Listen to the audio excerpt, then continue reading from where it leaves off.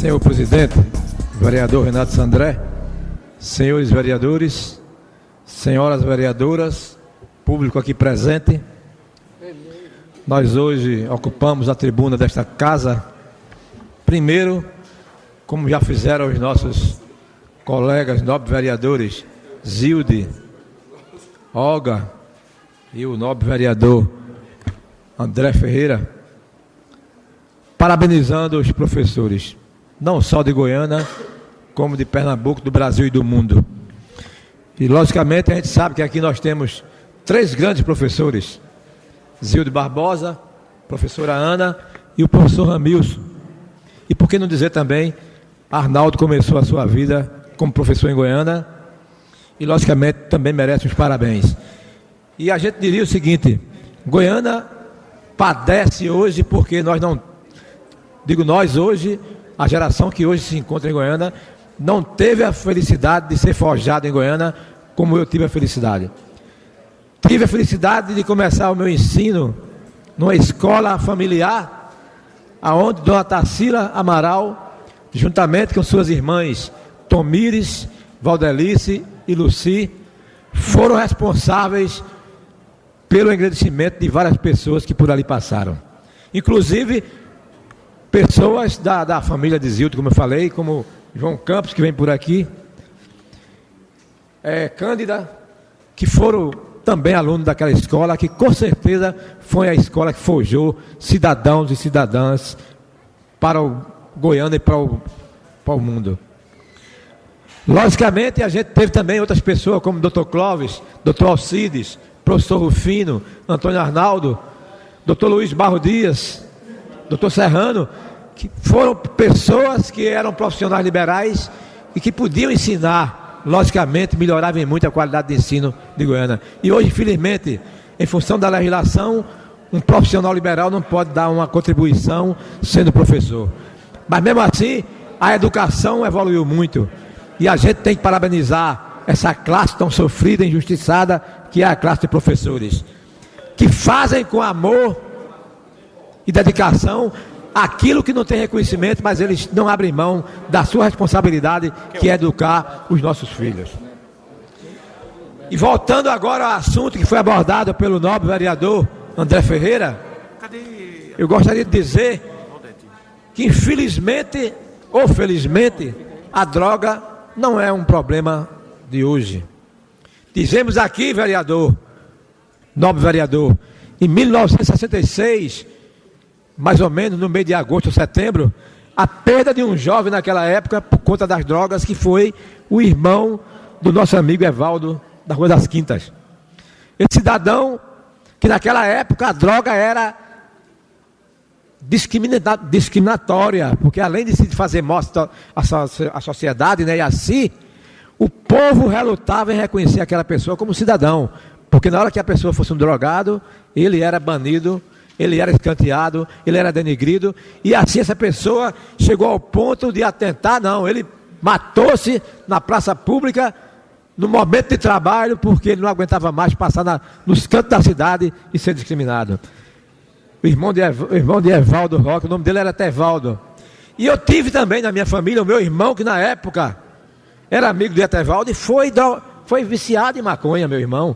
E graças a Deus, ele buscou a Marinha e conseguiu sair da vida das drogas. No entanto, ficaram resquícios, porque meu pai e minha mãe sofreram com isso.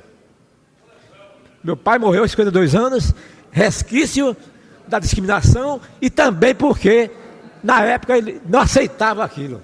Ou seja, ter um filho aonde ele criou a família e saber que um dos filhos desviou-se para o caminho das drogas, logicamente nenhum pai nem uma mãe gostaria de ter isso para seus filhos. Mas graças a Deus, meu irmão saiu de Goiânia, foi para a Marinha, fez engenharia, conseguiu sair, e hoje ele traz com ele essa mágoa, porque na realidade ele foi de Goiânia também, porque senão iria acontecer com ele o que aconteceu com o Evaldo. Podia chegar um dia e atentar ou até morrer por conta da discriminação. E a gente vê que hoje o Brasil, isso foi em 66, 34 com 14, 48 anos, e o Brasil não avançou em nada com relação a tanto o combate como o tratamento das drogas. Porque o primeiro passo é a educação. Se você é educado, se você dá à criança total assistência, 90% das crianças não desviam para o mundo das drogas. Mas, infelizmente, o país teima em mostrar que a educação não é prioridade nesse país. E vejam bem, depois de você fazer uma prevenção com a educação, com assistência, com amor às crianças, partindo da família, vem agora a participação do Estado em pegar você agora e garantir o acesso ao trabalho. Porque muitos colegas nossos têm educação, participam, são fundamentados no estudo e depois falta ali a condição de acesso ao trabalho e esse cara entra numa depressão e nunca mais se recupera porque ele não conseguiu transformar o sonho dele de uma vez estudar, chegar ao banco de emprego. Que a gente sabe que no Brasil hoje existem muitos subempregos. Pessoas que estudam não conseguem chegar a não ser por concurso público e que é muito limitado. Porque na entidade privada, logicamente, a seleção é muito pior. E a gente vê que nada disso ele é levado em consideração, infelizmente, no nosso país. E depois que o cara é drogado, aí sim é que a presença maciça do Estado tinha que estar presente para fazer com que a gente visse o governo demandando verba para tentar recuperar o jovem, porque como é que você aceita recuperar um bandido que assaltou ou que assassinou e não procura curar uma pessoa que não é um bandido? Como disse o André Ferreira, é uma pessoa que merece toda a oportunidade de chegar, voltar à sociedade limpo. Mas não é limpo para a sociedade, não é para ele, porque ele precisa mostrar que ele vai fazer um bem para a família dele e vai se tornar um cidadão para o resto da vida, para toda a sociedade. E baseado nesse tudo aí, meus irmãos, meus amigos, eu tive o cuidado de, na sexta-feira passada, vi uma matéria que eu achei muito importante para o momento que a gente vive hoje, que vocês têm observado que a gente tem brigado veementemente, como vereador e como cidadão, procurando minimizar a corrupção, a começar por Goiânia. A gente não vive fazendo perseguição a prefeito A ou B, querendo servir para ele, não. Na hora que a gente procura inibir ações de corrupção, nós estamos ajudando essas pessoas. Eu tive a oportunidade de dizer a Fred Gadelha, no dia 1º de janeiro de 2014, de que eu não tinha a capacidade de transformar ninguém em bom, a começar por ele. Eu não posso evitar que você, Fred, ou qualquer outra pessoa, venha a ser uma pessoa que faça uso errado da máquina ou do dinheiro público. Mas a minha obrigação de cidadão, e como pai, porque Fred tem dado de ser filho meu, enquanto eu puder mostrar que existe um caminho melhor do que a corrupção, eu vou fazê-lo. Isso não é só com o Fred, não. Quaisquer que seja um político, um amigo, um cidadão. Se eu puder dar uma palavra mostrando que o melhor caminho é evitar o caminho errado, eu vou fazer. Como cristão, como vereador, como cidadão, como amigo. E aí eu vi uma matéria do senador Cristóvão Buarque e me chamou a atenção para o momento em que vivenciamos a política brasileira, que o nome da matéria é chamada de corrupção eleitoral. Ele diz o seguinte: o Brasil descobriu o quanto o seu esquema político-administrativo é corrupto no comportamento de seus dirigentes. Não percebeu ainda as outras formas de corrupção que este sistema carrega. Mesmo quando o político ou administrador não desvia dinheiro para a sua conta pessoal, ele está sendo corrupto quando desperdiça recursos, beneficia apenas privilegiado, depreda o meio ambiente, aumenta a violência, provoca escassez ou inflação. Isso é corrupção. Esta é uma forma discreta, às vezes mais grave de corrupção, pelo seu tamanho e duração nos impactos negativos dos resultados. E isso leva a você não ter verba para tratar um jovem que é drogado, um jovem que é viciado em bebida alcoólica, que não é só a droga, o crack, né, a maconha, porque começa sempre pela bebida alcoólica. Por exemplo, em um tempo em que a população não tem água potável, nem tratamento de esgoto, e as escolas estão degradadas, é corrupção construir prédios públicos suntuosos, mesmo sem apropriação privada do dinheiro público. Ou seja, eu fazer um prédio que não é a prioridade, isso eu estou praticando uma corrupção. Outra corrupção política é a velha fraude eleitoral que foi praticada no Brasil ao longo da história. As urnas eletrônicas permitem imaginar que esta corrupção foi eliminada pelo menos até quando algum hacker for capaz de manipular os dados eleitorais.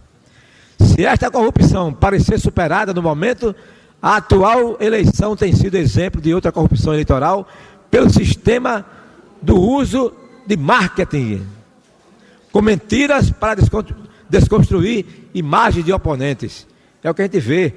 Geralmente o cara contrata uma pesquisa para direcionar o resultado para quem lhe interessa. Isso é uma maneira de fazer corrupção. E a chamada corrupção do tipo Joseph Goebbels. É um cabo que deve ser um papa da parte de levantamento de dados para tentar induzir pessoas. O debate e o enfrentamento de ideias são características fundamentais da democracia.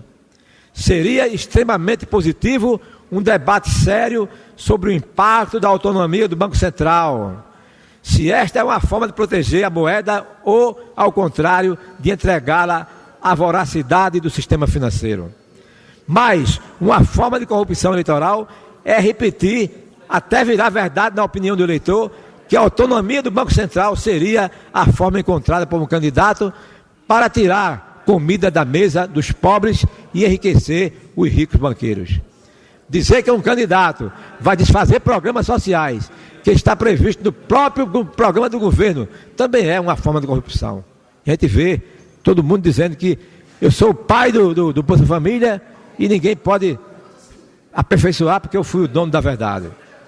A fraude pela mentira é grave, porque perverte a própria democracia graças aos truques de marketing que transformam mentiras em verdades. A fraude corrompe por meio do desconhecimento que o eleitor tem da realidade pela dificuldade de analisar os discursos no curto período eleitoral. Nas últimas semanas, o candidato Aécio acusou Marina de ser o mesmo que o PT. A candidata Dilma acusou Marina de ser igual ao PSDB. E o eleitor acreditou nas duas afirmações, mesmo que uma anule a outra. Ninguém pode criar regras para impedir a mentira nas campanhas. A única maneira de abortar a corrupção eleitoral da mentira é educar o eleitor. Então sempre a educação é o pai de tudo. Ou se educa o povo, ou então nós estamos fadados a ser uma potência de quarto, quinto, sexto no mundo. A esperteza, eis a maior das corrupções da política do Brasil, é o desprezo à educação de nossas crianças e, consequentemente, da população. A esperteza praticada pelos políticos é a mãe da corrupção. O pai é o desconhecimento do eleitor. Talvez por isso a esperteza não trabalhe para eliminar o desconhecimento. Cristóvão Buarque é, além de senador, professor da Universidade de Brasília. Então, esse, meus amigos, é uma oportunidade ímpar que nós temos, como vereador da cidade, procurar atentar para as coisas que acabam com um país, que é a corrupção. Muito obrigado, senhor presidente.